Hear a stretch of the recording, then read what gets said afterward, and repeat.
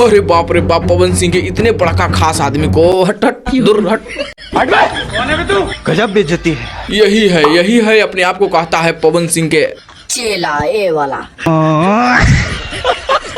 हाँ चलिए दोस्त, अब घंटा का गाना सुनिएगा। अरे कहना क्या चाहते हो? असल में बात यह है कि प्रधानमंत्री के माँ को कोई गाली दे देता है तब आंखों से आंसू नदी नहीं समंदर की तरह बहाते हैं। हाँ।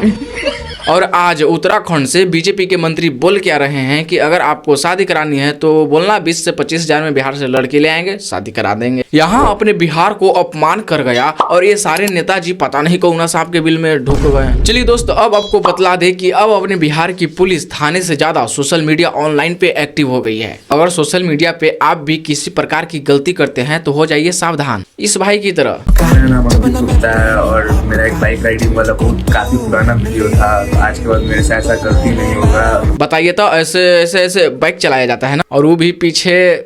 सॉरी। बिहार पुलिस के पास ये वीडियो गया, ये लड़का बोल रहा है कि पुराना वीडियो है, फिर भी बिहार पुलिस बकसने वाली नहीं है। फाइन लिया, उसके बाद माफी मंगवाया। आप भी हो जाइए सावधान अगर इस प्रकार की गलती करते हैं तो कानून व्यवस्था, ओहो सम्राट चौधरी जी क्या बताएं। बाकी दोस्तों, इन सारी बातों को लेकर आप क्या कहना चाहते हैं कमेंट बॉक्स में।